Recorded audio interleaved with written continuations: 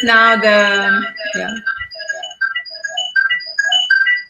the computer. Hello, everyone. Hello. Good morning from Bali and from Germany. Selamat pagi from here. Welcome, Yassi. Welcome, Feist Marion. Welcome, everyone. I'm so glad today to accompany you into your awakening and guiding you into starting your day in a very sensual, Aphroditic way.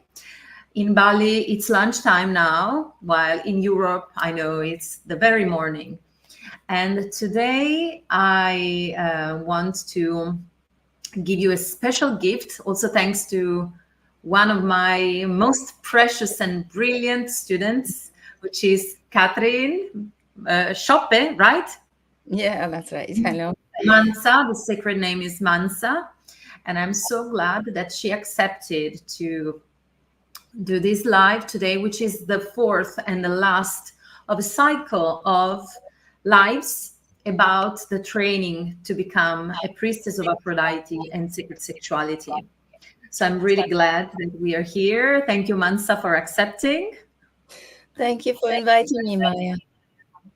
So Mansa is, of course, a priestess of Aphrodite and sacred sexuality in training. And I am so delighted to guide you into this journey as your teacher. And it's been such a journey so far, so full of satisfactions. And she's also a face yoga teacher and a gerontologist. So the service and the love and helping people healing and feeling better is in her molecules, in her cells. And today I want to talk about the priestesses of third millennia. First of all, I want to inform you that the training Priestess of Aphrodite and Sacred Sexuality is also open to men, to people of every age, from every part of the world, and any gender, because we can channel the sacred. And when we can work with the energies of sacred sexuality independently of our gender, our age, of our geographical zone. And it's going to start very soon, very soon at the end of October. So this is the last chance if you want to join this amazing and life-changing training. So I will leave the space to our beautiful and very wise Mansa. And I would like to ask you, Mansa, this is the starting of your second year of training as a priestess of Aphrodite and sacred sexuality. There are so many ideas from the past, fantastic ideas of how a priestess of Aphrodite and sacred sexuality was. Many people don't even know that priestesses are returning. There are priestesses nowadays, and they have a specific role of help towards individuals, couples, community. They don't even know that. So how do you feel people are reacting when you tell them that you are a priestess of Aphrodite in sacred sexuality in training? And what do you feel about stepping into this role today? Yeah, it's funny that you asked it. You just started with this question. And my last encounter with a lady, I told that I'm a priestess training of priestess of Aphrodite. Her reaction was, ooh. And that's mostly the reaction I get when I talk about this. They're all like, Aphrodite. Most of them are just made and very curious about what it's about to be a priestess of Aphrodite. So immediately there are some ideas and some nice feelings in the bodies of the woman I talk about being a priestess of Aphrodite. Just like a natural reaction. So in the beginning I was afraid of maybe telling the people, okay, I've become a priestess of Aphrodite. And the experience I made is that this was just in my head. The experience itself was always till now very pleasurable to receive the reaction of the ladies, which I talked about, and even the men, the same. They don't react that openly. Yeah, for sure. There was always like a lot of interest, curiosity. Yeah, I always say to all of my students, and you know that because I've said many times that even the people that don't know that much about sacredness or sacred sex, they somehow perceive the energy, the magnetic energy of a priestess of Aphrodite and sacred sexuality. And when every woman, it happened with every woman that started the training with me, they start really dropping into their natural sensuality, awakening this fire, and it starts bubbling inside and going around as a gentle breeze. And men are somehow attracted by that, and they want to know more, to immerse into Aphrodite's mysteries. It has always been like that since ancient times. And it happens even with men who have no idea of what spirituality is. They feel this magnetism. And I think this is also the natural tendency of human beings to wanting to improve, to heal, to evolve. So even the men that are the furthest from their heart, from their authentic and healthy sexual power, when they meet Priestess of Aphrodite, they feel that they are attracted by that. Yeah, it's a longing you can feel. So you can feel not only this interest and curiosity, it's also the sense of longing for the sacredness of meeting the Great Mother. You are also in your daily life a gerontologist, so every single day you take care of others in the hospital. How you feel the training to become a priestess of Aphrodite and sacred sexuality and the teachings are supporting you energetically through the awakening of your sexual vital energy and through your expanding even more your heart into your daily job? You see, my job is kind of far away from Aphrodite's surroundings. It's like a muggle. It's right. What when it comes to my experience with the practices and especially the calling of the goddess, I feel much more protected, and I feel much more connected to my body. And so it's the natural reaction. It's easier for me to listen to my body. It's easier for me to listen to my body and stay in my own energy. This is what I received. And yes, calling the goddess in every it made it possible for me to call different aspects of the goddess in different situations.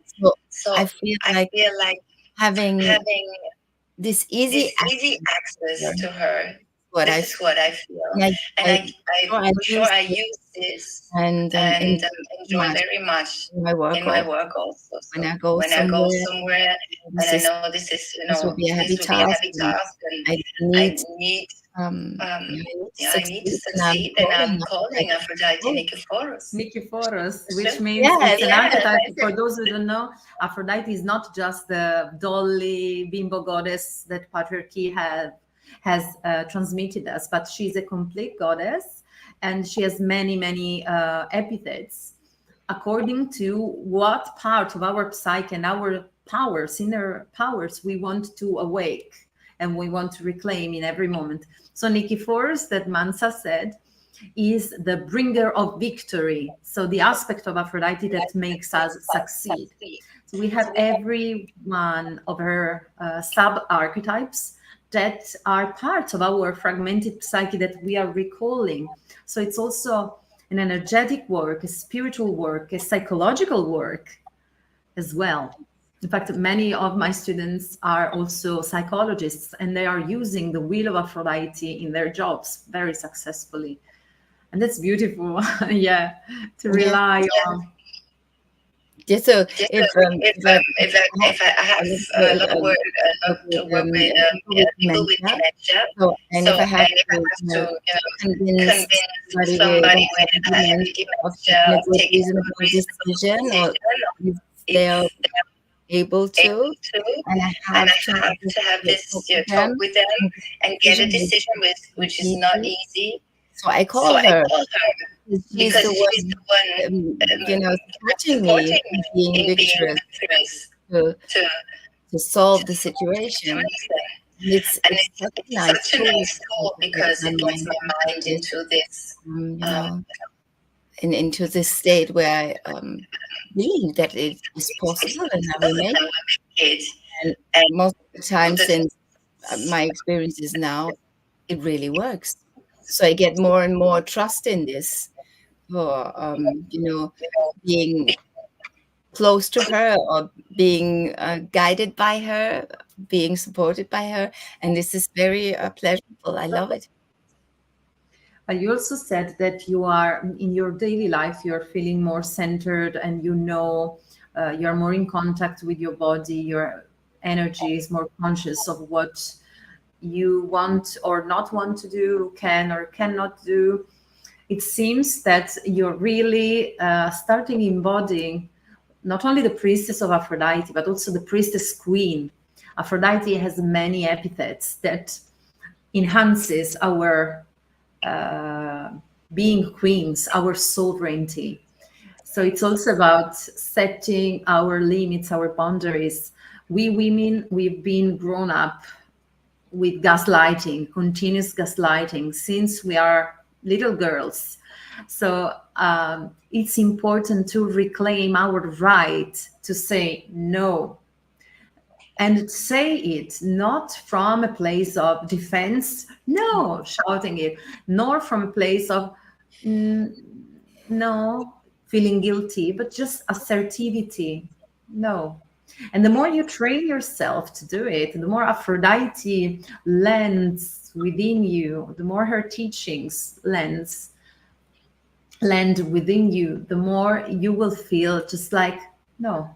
And other people will not test the limits because they would be so clear, the boundaries, they would be so clear and simple and transparent that no one could dare, not because you're aggressive, nor because you feel guilty. No, we don't play the victim, we don't play the aggressor, but we just are. Just learn how to say, this is what I state, this is my statement. Yeah, that's Experiencing that. yeah, that's true. That's true. Because in the past, I always try to ask for my space. Yeah, like this. Ask for permission. Ask for permission, ask for my space. And people were overstepping my boundaries a lot because I hadn't had real boundaries, because I'm a social worker by nature. You know, I was born with this, and I had a hard time with this. So I find myself in pleasing other people, or when my limits are, crashed, then I'm get really aggressive. So I could be, yeah. So if you overstep my boundaries 3, 4 times and you cross the limits, then I will get really defensive as well. And so this experience to be in this connection and just have a clear no, because this is not what I'm delighting in, or this is not what I long for, or to go for my desires from the point of view that this is my path. This is something else, and this was funny for me in the beginning. So when I tried it, when I trained it to take my decision with going with my pleasure where my pleasure is. I tried. I did. I speak it out, and it was a little bit like, oh no, what will come, you know? So I was a little bit afraid of doing so also. Maybe this is wrong, you know? And I tried it. And I was always, always, always granted with a yes. And it was simply doors opening. And it was amazing how it worked. And so I get more and more conscious about this, and it's getting more and more easier. But it's still, I perceive it still as a miracle. And yeah, and still sometimes I have this little giggle inside that it's working so well and so good. And I feel that I can trust it's for the benefit of all, because I was always afraid of the ego trap, you know. I was always afraid of the ego trap. And still now I have this alert in my head. Does very, very tricky things, because from one side it says, oh, you can solve everyone's problem, you're great, you can be a priestess of Aphrodite in sacred sexuality and be the most sensual and seductive woman, blah, blah, blah. On the other hand, it says, who do you think you are? Priestess what? What's that? Go do a serious job. And yeah, there are many people that maybe can relate. Maybe some of you who are listening can relate to that. And it happens, of course, because the role of women in spirituality has been ridiculed, as we have been stripped of our right to carry on the sacredness, to vehicle the sacred, while we've been the first ones in history to be vessels of the sacred. But the history has cancelled everything. There are no traces of priestesses of the past in the books at school. While thanks to the researches of archaeomythologist Maria Gimbutas, we can now, today, be priestesses again and reclaim our roles. So I think this is very, very important what you say. And maybe there are people who are feeling the calling now to become a priestess or priest of Aphrodite in sacred sexuality. And Mansa is such a good example, but all of us, even me, I am a full-time priestess and a teacher. And I didn't stop personally, and Mansa didn't stop. The voice is, what? Priestess, what? Not the other side of the ego. You can solve everything. It's just being humble and being honest and be truthful to your heart and follow the vision. Follow your desire. That's what Aphrodite says. And that's the only way in which we can normalize, not making banal, but to normalize the role of the priestess. And that's how nowadays, for example, Aphrodite in sacred sexuality priestess training is recognized by the best universities of the world, such as Oxford universities. I am invited to La Sapienza University of Rome to hold lessons, classes. And that's, how to say, this is a door open, many doors opening again for us as women to have the right to inhabit again the space in which sacred is made, in which decisions are made, in which culture is crafted. So we can be again agents of culture and sacredness. And that's beautiful, Mansa. That's beautiful that you are also bringing that into your work, into your family, the teachings. And another question I wanted to ask you, because I wanted to go very practical with that, so that every one of you who are listening today, you can really find your answers, and it can likely be really practically useful for you. There are many people, we've talked about the problem of credibility, of being credible, of being esteemed as a priestess. And yeah, this is a training which is recognized. So this is important for people who feel the calling to know that it's not some fluffy new age style, it's something that is recognized. Many people, when they feel the calling, this is even, again, the mind chatting and the demons preventing us from embracing our destiny. Some people say, oh, but I have no time. And this is significant because if this is our dharma, our ikigai, the reason why we came here and reincarnate today, and if we feel the calling to become priestesses of Aphrodite and sacred sexuality again in this lifetime, we cannot ignore that. We cannot throw that in the rubbish. And this is a wasting of time, of precious time on this earth. So you are a great example of a woman who has two jobs, actually, because you are a gerontologist in hospital. You are a face yoga teacher. You are also a Priestess of Aphrodite and sacred sexuality in training. Plus, you're also doing with me the training to become a sex coach. So you are amazing. And you are a mother of 3 and a wife. Okay, you have a partner for life. And you're really the embodiment, and I'm so proud of you. You're really the embodiment of how we can continue studying all our life, because I think we have to study all our life. It doesn't stop. We don't arrive. If we feel we have arrived, it's the end of our expansion spiritually and culturally. So you're an example of how this training teaches us to have stamina, contacting again and again, tapping into our sexual power and awakening it, nourishing this sexual fire to put it into service of what we want to do, we love to do, and what we have to do.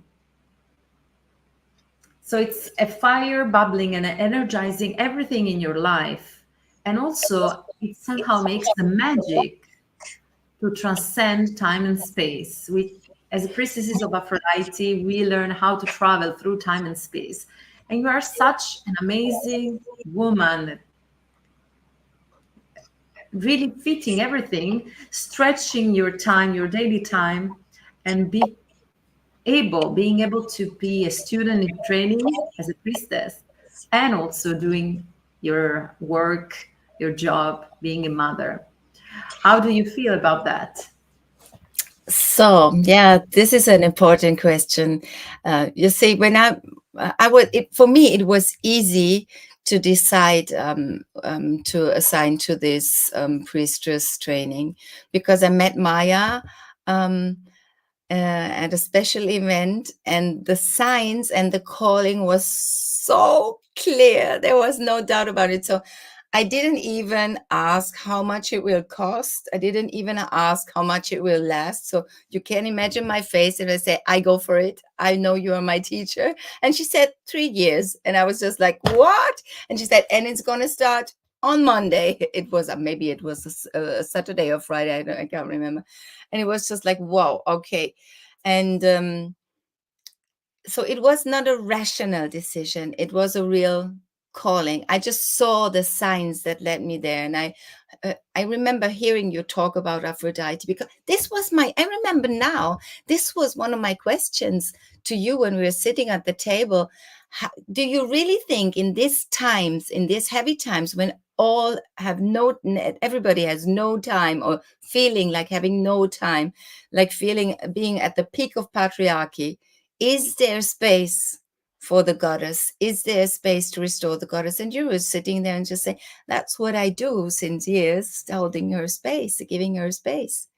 And so I assigned to this course, and I asked myself if I'm foolish to do so, because I already have so much obligations. But at the same time, I know, because of my and yet you are doing it excellently. You're not just doing it, you're doing it excellently. And plus, just to specialties between the people that are listening. Yes, the training is 3 years, but no one is compelled to do the 3 years. Every year you decide if we want to go further. So the majority of women just go for all the 3 years like that, and they are sad when the training finishes, because it's amazing. It's amazing. Yeah, and the thing is, if you are embarking on this, and it was a real embarking, it's everything is sorted out. This is what my experience is. Yeah, because you can't grasp it with your mind. You just think, oh my, and my voices of the mind are very loud, believe me. And so even being on this interview today, my mind thought yesterday, not possible, not possible. But then I just go for the trust. Okay, if the goddess wants me to be there, I will make it. So I just trust. So if there's a question, I trust. If I see the signs, I trust you, because I know she's supporting me, and I know that she's really caring like a mother. She's there for us. So every time we dare to ask, she's trying to give everything what is good for you.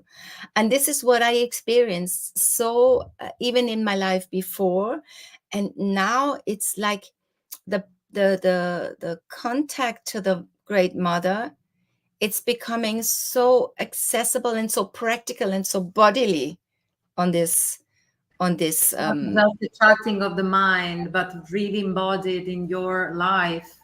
So this is beautiful, Mansa, because what patriarchy tells us is that life is difficult, that you have to strive for everything, that you cannot choose what you like, but you have to choose what people want, what the market wants. And you cannot choose for your pleasure to do the job that you want, to follow the path of your desire, which is the lesson of Aphrodite. Follow your desire. When you follow and contact and honor your desire, Aphrodite tells you, do what you love and love what you do also. It doesn't mean we can do everything we want. In this lifetime, pleasure exists because there are limits. Yesterday with you, I did the example of the piece of chocolate. If you eat a piece of chocolate once, you like it. One piece of chocolate, it's ecstasy for those who like chocolate.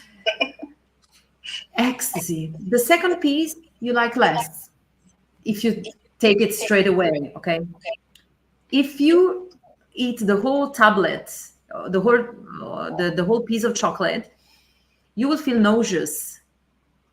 Okay, so in this limited reality we are experiencing, pleasure exists because there are limits.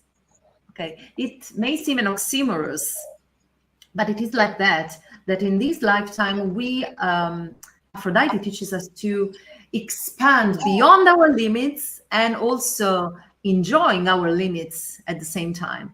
So feeling the fact that there is a limit, because in the limit we grow. In the doors, when we go through the doors of these things, we grow, we expand.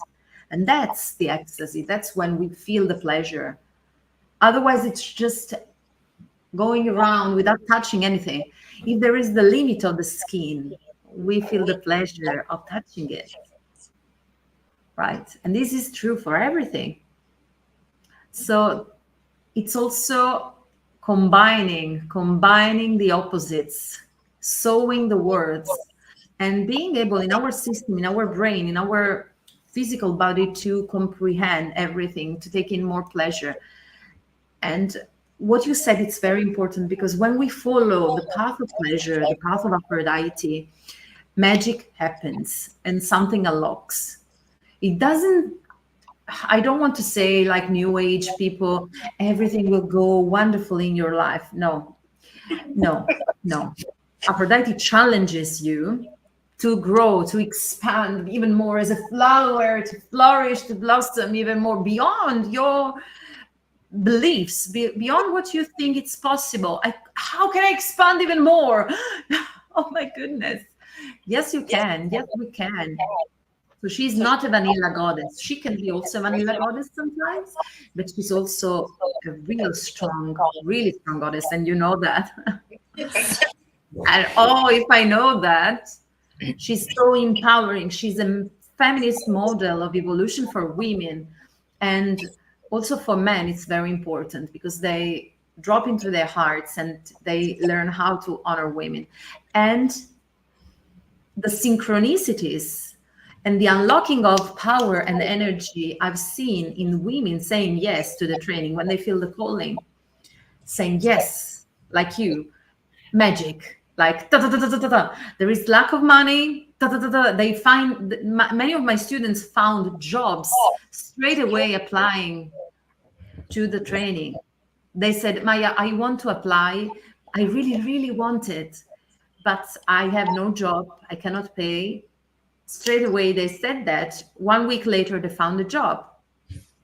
There is one of my students, Raffaella, that you met at the retreat in Rome, at the mega retreat, which is the Keepy of Aphrodite we do every year, and it's included in the training. This wonderful woman, Raffaella, she had no job, no partner. She was in a place she didn't like. In less than 1 year, working with Aphrodite, with my teachings, she found a job. She moved to Rome as she wanted, near the temple as she wanted. She found an amazing man as she wanted that loves her, and she loves him. And she also started having the sexual life she wanted, finally becoming independent also from her parents and going away from a very restricted place in which she couldn't blossom because it was the wrong terrain for her to blossom. And she applied to become Priestess of Aphrodite, Sacredness. So what to say, I think it might be, and it is for sure, very encouraging for people who are listening now, because the obstacles are just in our mind. And if there are obstacles, whenever we start embracing our destiny, our ikigai, our life mission, they dissolve very quickly. So that's what it happened for you. You want to say that? What happened in detail? Okay, what happened? There's so much what happened. So I don't know where to start. So for me, I just began to practice right away when I applied your course with the calling of her, and this, for me, there was so many simple kinds of little miracles happening.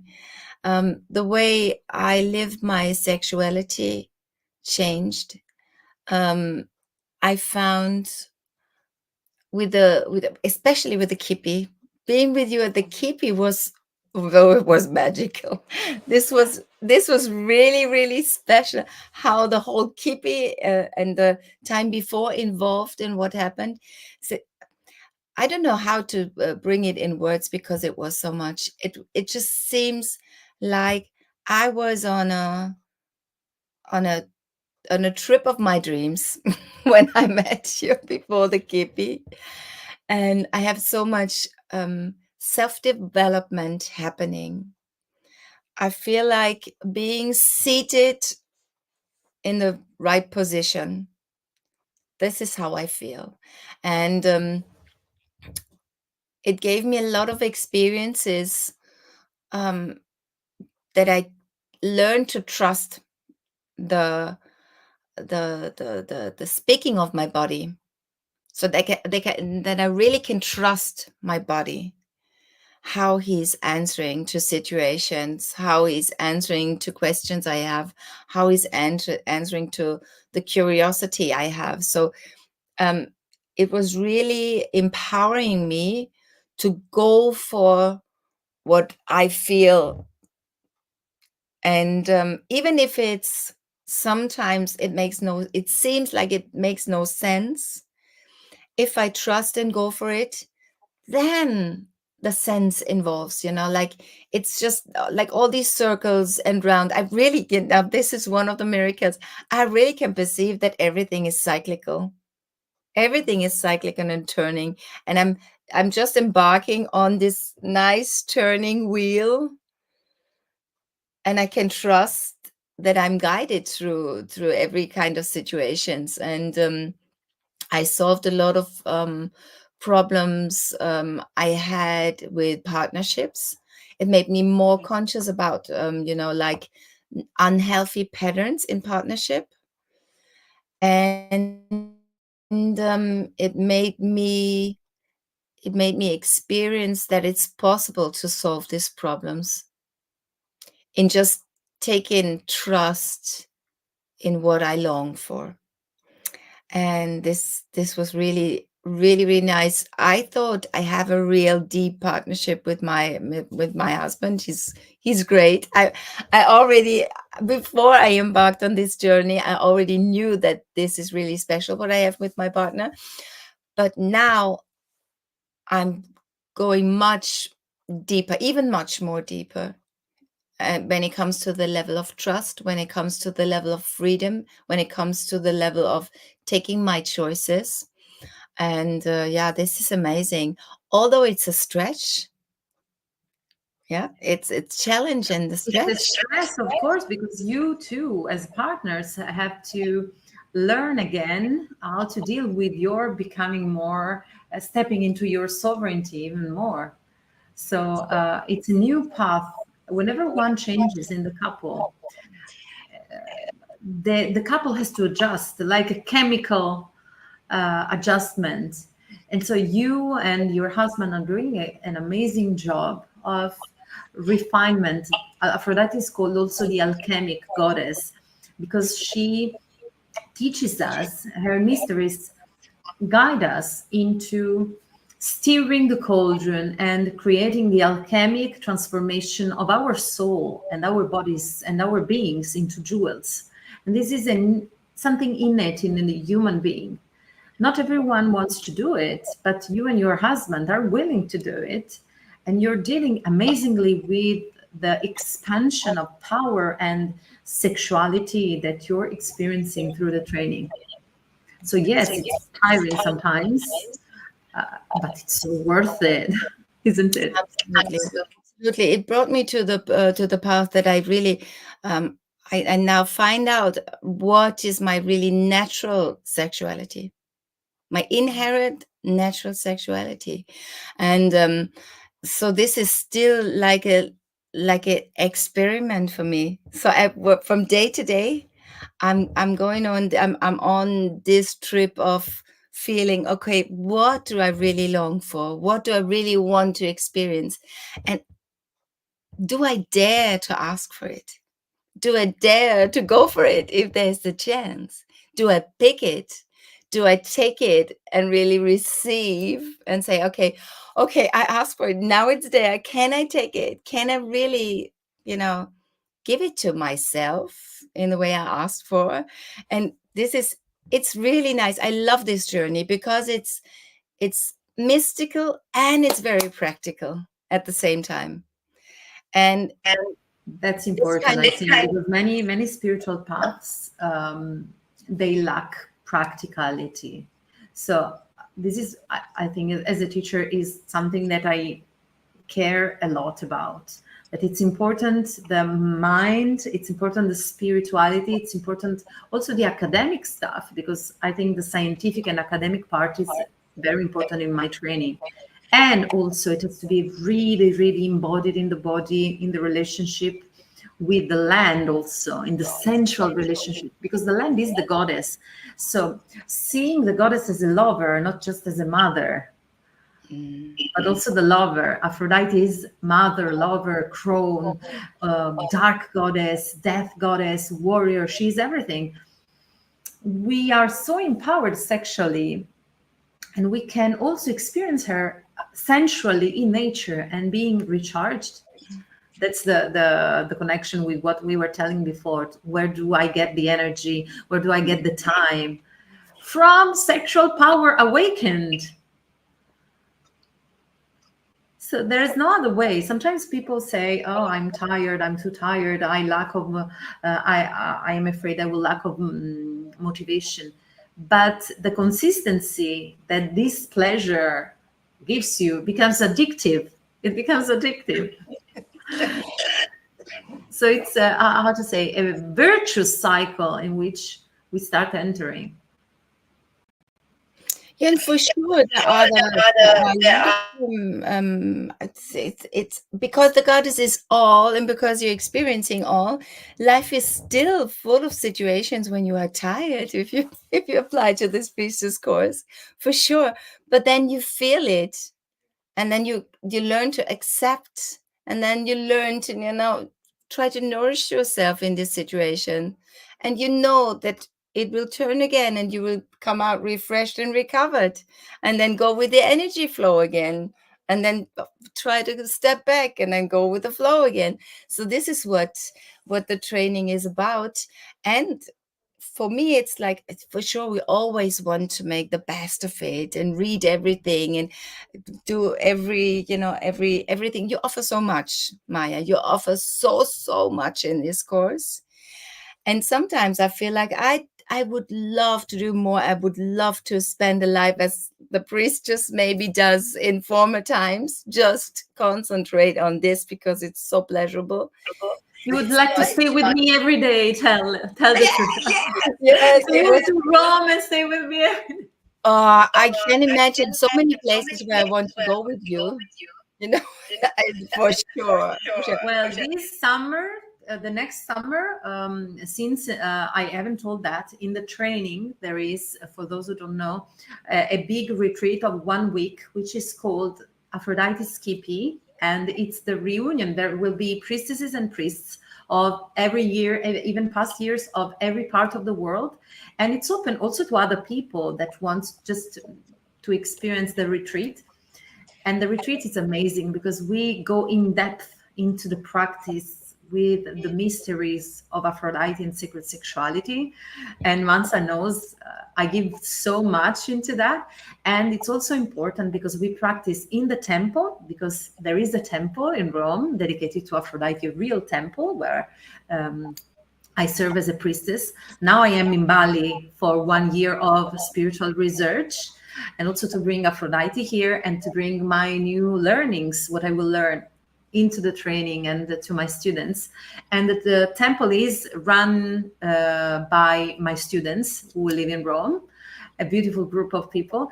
And every summer there is this huge retreat in which we train and we go in depth into sacred sexuality and Aphrodite philosophy and spirituality in the temple, and also in pilgrimage into all the ancient sacred goddess places of Rome, into ancient temples and into sacred natural places, very raw, some of those very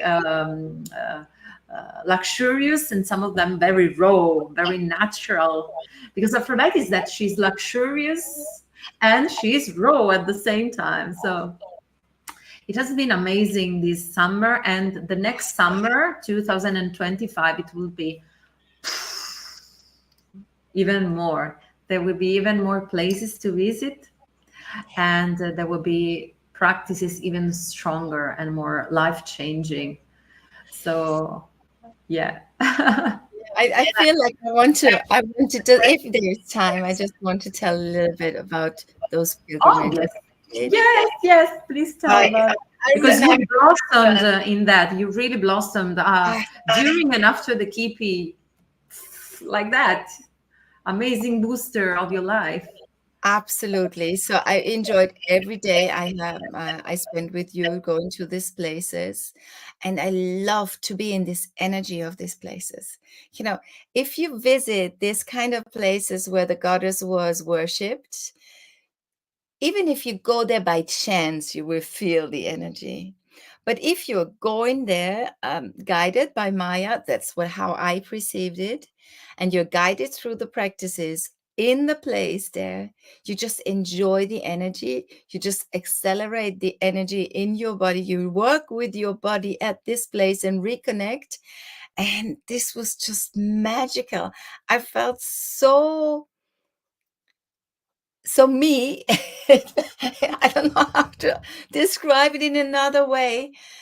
I felt so relaxed in my body, in my whole being there. And yeah, the magic that unfolds in these places, if you tap in this kind of energy and consciously live it, it's not to describe. It's something, it's real, like alchemic magic, what is happening there. And yeah, I get goosebumps if I think of it. And it's still accessible for me in everyday situations. I can remember and access this kind of state I experienced there. And yeah, this is very, very precious what you gave to me there in this, in this week together, and the days before when we visited the places one-on-one, when I had the chance to do so, because I was claiming it. Yeah, it's really, it's the magic of going with what you want and claiming it. This is so powerful. And I'm very how do you say, I feel so much gratitude for being taught that it's possible, and then it's for the good. It can be for the best of all. And yeah, so I'm really looking forward for the next Kipi. I can't wait to have the next Kipi. And yeah, I'm really curious about the second year now. Yes, yes. Now, in the second year, you will discover more of which kind of priestess you are, because the second wave, the second year, we will work even more in depth with the tools of a priestess. And there are several ways of being a priestess nowadays. There is the priestess ceremonialist, who enjoys the relationship one-to-many. So the ceremonies have the role in the community to help people go through rites of initiation, rites of passage, important passages in life, and also to tune in with the nature, to tune in with their intent. So they have a personal, couple, community, and a psychological and anthropological and sociological importance. So we will learn how to create and hold ceremonies for people. And this is so important. This is so healing. Our patriarchal society has stripped us of the right of taking the time to celebrate and to do ceremonies, but they are so important, both for the single person, for the individual, and for the community. It is a glue for the community. It's so important. Other priestesses, they feel not ceremonialists. They enjoy more, maybe they are more shy, they're more introverted, and they prefer the one-to-one relationship, for example. They prefer to be healers. This is the case of healers. So it's important to savor in depth the second year to understand which kind of priestess you feel you are. Then there are priestesses teachers, the ones that like to teach to other people, both a group of people or one-to-one. Then there are priestesses artists. There are priestesses of Aphrodite among my students that want to convey Aphrodite's values into the world, Aphrodite's energy into the world through their art. Maybe the dance, maybe the painting, maybe the sculpting, maybe the sacred drama, maybe the writing, the poetry. So there are many artists, or many of my students, that during the training, they discover real talents and they start really being priestesses in that way through a channel that they didn't know they had. Many of them, I've seen them discovering they are so talented in drawing and in painting or in dancing or in singing. And then there is the priestess activist. All of us, we are activists, because Aphrodite priestess training This is one of the things of my teachings, that it's very political. Doesn't mean we have to create a party, a political party. No, it's not about that. It's about being indigenous for our land and being advocate, carry on an advocacy for what we really care about. It's about our being queens of our realms and protecting what we care about. So everything is politic. There is no form of spirituality which is not embedded with politics. Just think about how the laws of Italy, for example, are embedded with Christianity. In Italy, they want to take away from women the right to have abortion. This is embedded with Christianity. So there is no form of spirituality that doesn't influence culture, politics, because politics is based on culture, and culture is based on the beliefs and values, and so on spirituality. So I think it's important. Nowadays, the role of a priestess of Aphrodite in sacred sexuality is very, very spiritual and also practical. It has to help people, as in the past, actually, with their everyday life problems, and help the community. So I'm curious to know, do you have any clue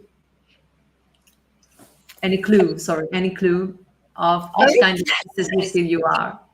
I when you were talking about this, I was thinking, okay, maybe how can I relate to everything? So I feel in my body when you're talking, how my body is reacting.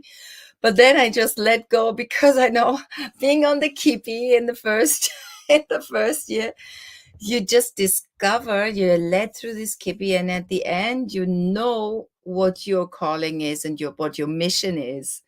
And mine was, wow. So I didn't expect the mission I was, I was receiving. And at the same time, when I received it and grabbed it, it was so true and so obvious that this is my mission. But if you had asked me before I went on the path, I wouldn't never, would be able to speak it even out, and so what my head was experience, my body, hearing you talk about the different archetypes of priestess, my head was just saying, oh, just relax. You will see during the second year what it really is, because for sure I have a lot of expectations, and I know I love ceremonies, but I'm afraid of doing ceremonies, being seen by everybody, doing a ceremony, having this responsibility for the energetic field. Oh my God, I will maybe die if I had to. This is what my fear is telling me. But I love ceremonies. I know that I love ceremonies, and I love accumulating energy, holding energy. So I don't know, this is one I can relate to. Also, the healer I can relate to, but I don't know if I dare to. The teacher for sure, because I can't keep my mouth shut. If I'm sitting next to somebody who is curious and asking, I love to share what I already know. Generous. The teacher has to be generous.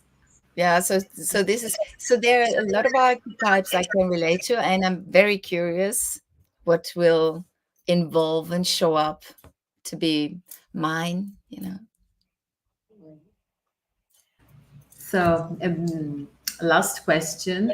What would you tell to those people who are listening today and feel the calling to embark this journey to become a priestess or priest of Aphrodite in sacred sexuality? What would you advise? What would I advise?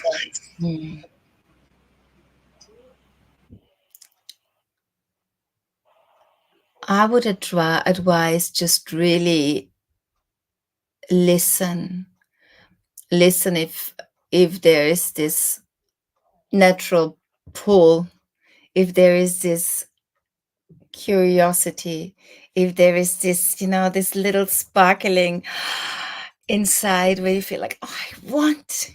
Yeah. So if it's there, then I would say go for it. Yes. I would say go. Go. Don't Because feel if any problem vanishes at the problem of time, it's about organization and about choosing consciously what we really want and what nourishes our soul. If the training nourishes your soul, go for it.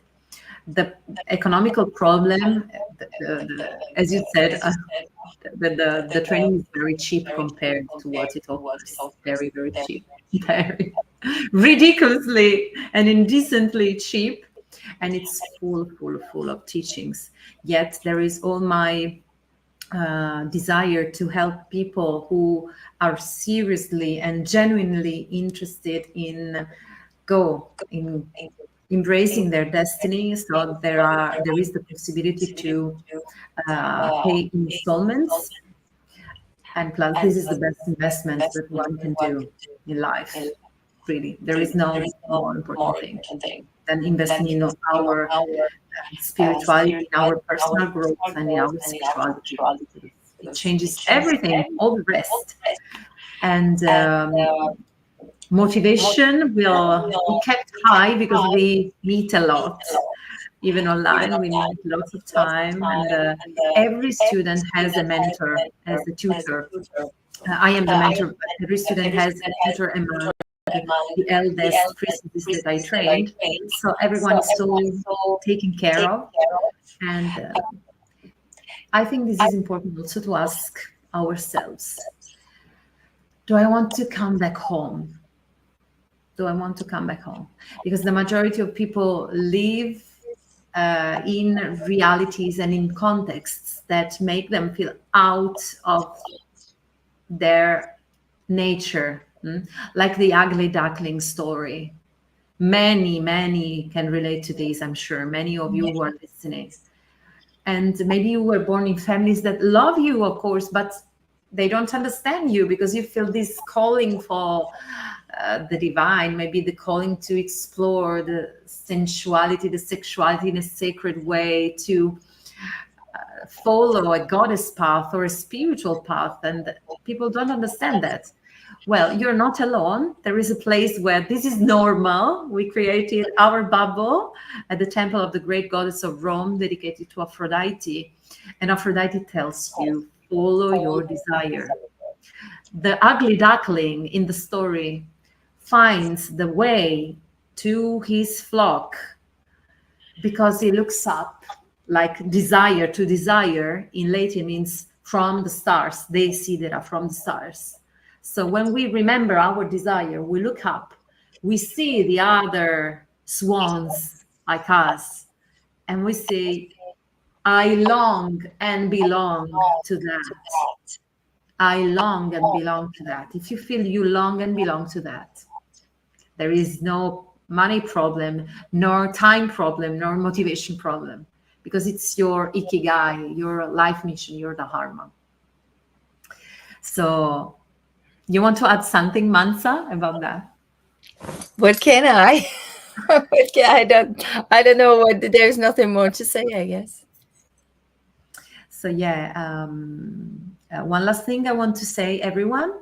I think that it's very important, and this is also my advocacy as a priestess and a teacher and founder of the first goddess temple of Rome, to allow every priestess and priest of Italy and of the world to live on that, to thrive on that, and not dilute their talents and their devotion into jobs that deprive them of their power and their passion and their love, and that makes them gray inside.